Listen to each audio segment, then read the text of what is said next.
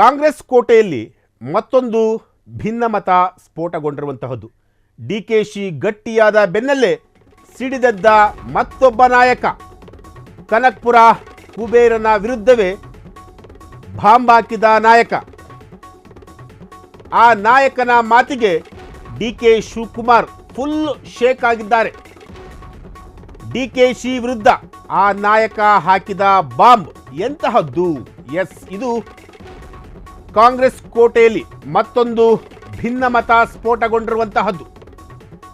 ಡಿಕೆಶಿ ಗಟ್ಟಿಯಾದ ಬೆನ್ನಲ್ಲೇ ಸಿಡಿದೆದ್ದ ಮತ್ತೊಬ್ಬ ನಾಯಕ. ಕನಕಪುರ ಕುಬೇರನ ವಿರುದ್ಧವೇ ಬಾಂಬ್ ಹಾಕಿದ ನಾಯಕ. ಆ ನಾಯಕನ ಮಾತಿಗೆ ಡಿಕೆ ಶಿವಕುಮಾರ್ ಅವರು ಕೂಡ ಫುಲ್ ಶೇಕ್ ಆಗಿದ್ದಾರೆ. ಕಾಂಗ್ರೆಸ್ ಕೋಟೆಯಲ್ಲಿ ಮತ್ತೊಂದು ಭಿನ್ನಮತದ ಸ್ಫೋಟ. ಎಸ್, ಡಿಕೆ ಶಿವಕುಮಾರ್ ಅವರು ಸದ್ಯಕ್ಕೆ ಸಾಕಷ್ಟು ಸುದ್ದಿಯಲ್ಲಿದ್ದಾರೆ.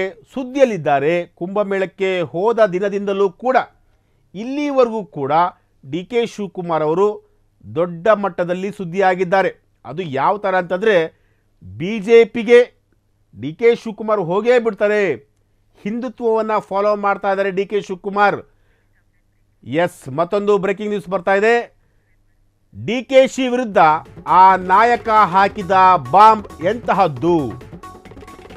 ಅಲ್ಲೊಬ್ಬ ಇಲ್ಲೊಬ್ಬ ನಾಯಕರಿಂದ ಕಾಂಗ್ರೆಸ್ ಬೆಳೆದಿಲ್ಲ. ಎಲ್ಲ ನಾಯಕರ ಪರಿಶ್ರಮದಿಂದ ಕಾಂಗ್ರೆಸ್ ಬೆಳೆದಿರುವಂತಹದ್ದು. ಡಿಕೆಶಿ ವಿರುದ್ಧ ಮಾಜಿ ಸಂಸದ VS ಉಗ್ರಪ್ಪ ವಾಗ್ದಾಳಿ ಮಾಡಿರುವಂತಹದ್ದು.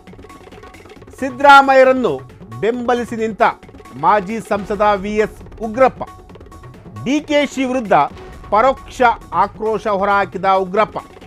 ಅಂದರೆ ಡಿಕೆ ಶಿವಕುಮಾರ್ ಅವರು ಒಂದು ಸ್ಟೇಟ್ಮೆಂಟ್ ಮಾಡಿದ್ರು, ನಾನು ಎಲ್ಲ ನಾಯಕರಿಗೂ ಕೂಡ ತುಂಬ ಪರಿಚಿತ ವ್ಯಕ್ತಿ.